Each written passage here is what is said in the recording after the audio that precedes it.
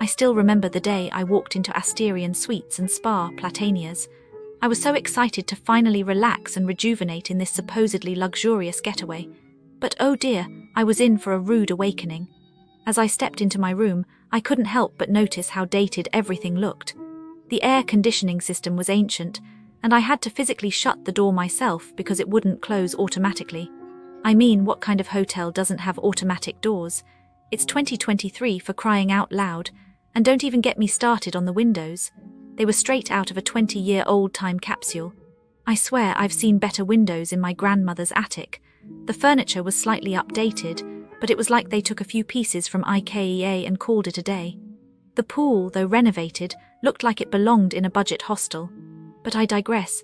The real tragedy was the cleaning, or should I say the lack thereof. I'd rate it a 5 out of 10, and that's being generous. The floors were sticky, the carpets were stained, and don't even get me started on the sanitary bags. They were nowhere to be found. I had to use my own slippers just to avoid walking around in a petri dish of germs. And then there was the service. Oh dear Lord, the service. It was like they hired a bunch of zombies to do their bidding. No offense to operational manager George and manager Liana, but the rest of the staff seemed like they'd rather be anywhere else. We were given someone else's bill to pay for the room, and when we pointed out the mistake, they just shrugged it off like it was no big deal. But what really took the cake was the breakfast. It was like they took every leftover from the previous night's dinner and served it to us with a side of stale bread. And don't even get me started on the juice.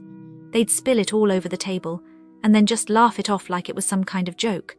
We paid a whopping €360 per night for this luxury experience, and I'm still trying to figure out what we got for our money. A wet towel, perhaps, because honestly, that's the only thing that was even remotely decent about this place. I know what you're thinking. Why didn't you just leave? Well, my friends, it's because we'd already paid for the entire stay, and we didn't want to waste our hard-earned money. But trust me, if I could turn back time, I'd run far, far away from this dump. So here's my advice to you, dear traveller. Stay far, far away from Asterion Suites. I was looking into scams near Asterion Suites and Spa, Platanias, like for tourists just trying to relax. And it's sad, like why do people have to ruin nice things? Okay, so businesses near Asterion Suites and Spa, Platanias, some of them, not all, but some, they can be sneaky. Like in Chania, super close, this old lady got a call, right? Scammers said her brother was hurt, needed €10,000 fast. They told her to leave the money in a bag outside near shops where someone would grab it. Can you believe that? Poor woman was smart though, she called police. They caught this lady picking it up like right there. She had ferry tickets and everything, probably ready to run. I bet she was just some poor person used by worse people, but still, that's so wrong. Tourists here, if someone calls saying emergency, just don't trust it. They'll break your heart and wallet. And then, this one's bad. Businesses near Asterion Suites and Spa, Platanias, some areas like Zorba's land, had this whole mafia thing. Like real mafia, they force people to sell shops for nothing, just threats and scary stuff. Imagine walking into a cute little store, buying souvenirs and whoops it used to belong to someone bullied out of it. That's dark. I bet those mafia guys are still around, just quieter now. Tourists wouldn't even know, but it's sad, right? Like you just want a nice vacation, and this is happening behind the pretty storefronts. And you know what's worse? The scammers and bad people never stop. They'll just find new tricks. But hey, you're smart, right? Smarter than them. Just keep your heart open, but your money safer. The businesses surrounding the Asterion Suites and Spa, Platanias, they're a disappointment. A rather profound one, actually. It's as if a veil of, let's call it calculated mediocrity, has settled over the area. You find yourself constantly questioning whether the lack of care is intentional. A sort of local performance art piece designed to test your patience. It feels like a place where corners are cut not out of necessity, but out of a strange, almost defiant commitment to just barely meeting expectations. Let's start with the shopping. The Belle Hall Shopping Center, for example, represents the entire commercial experience nearby. What appears to be a convenient hub quickly reveals itself to be a gauntlet of frustrating encounters. It's not that businesses are actively malicious, more profoundly indifferent. The service, it seems, is a concept largely foreign to those employed within. It's a place where asking a simple question can feel like requesting a kidney donation, and you're met with blank stares and a collective shrug that speaks volumes. You hear stories, and believe me, there are many of staff seeming actively bewildered by the concept of assistance. One person recounted a bizarre episode involving a Starbucks order, lost in a labyrinth of unacknowledged inquiries. It's not just a bad experience, it's a performance of apathy. And then there's the traffic. The shopping center, despite its aspirations, seems to have been built with a complete disregard for pedestrian safety.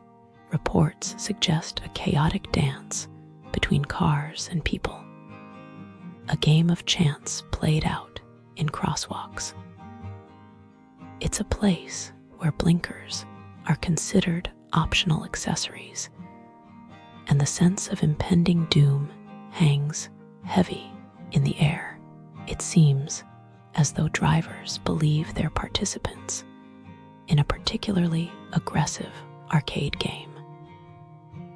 A truly unsettling feeling, made worse by the fact that some observers describe the drivers as rich idiots, a rather blunt assessment, perhaps, but one that feels accurate.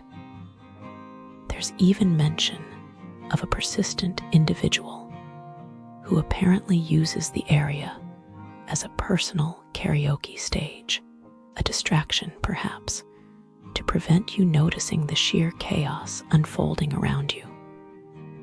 Moving on, there are establishments like Almyra Spa Villa. These are a bit of an enigma. The information is sparse, the reviews almost non-existent, which in itself is a red flag. It suggests a place that either thrives on word of mouth or actively avoids scrutiny. It feels like a hidden door in a poorly lit hallway. It is unsettling when you don't know what something is. It means you cannot trust it. Then we come to the restaurants. Ah, the restaurants. A landscape littered with the wreckage of culinary ambition. Take Red Dragon, for example. This place embodies the pervasive disappointment. The dream of a tasty Chinese meal quickly dissolves into a reality of shockingly greasy duck, meat that resembles jelly, and a general sense of betrayal. It seems the chef has either forgotten what Chinese food tastes like, or is actively attempting to redefine the cuisine in the most unfortunate way possible.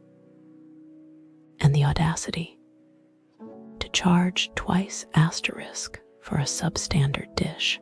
It's not just poor quality, it's a deliberate affront to the diner. The comments about the food being Hyvia moot finish for good, but feels like a subtle plea for help, a desperate attempt to find something, asterisk anything, positive to say. And then there's Almyra's Restaurant. This one is particularly disturbing. The view is apparently stunning, a breathtaking panorama that promises an unforgettable experience. But the food, oh, the food.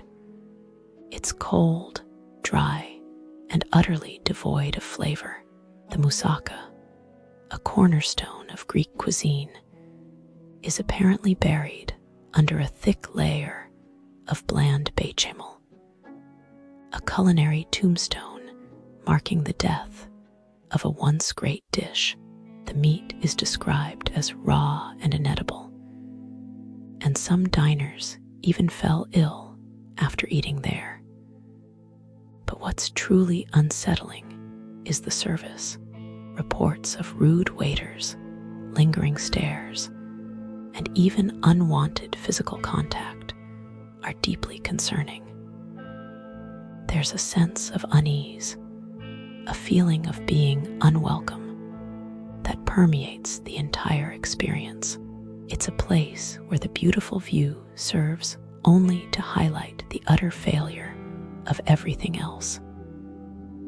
Finally, we have Mylos 2 Carata. This establishment, perhaps the most egregious offender of all, the reports paint a picture of complete and utter chaos. Rude staff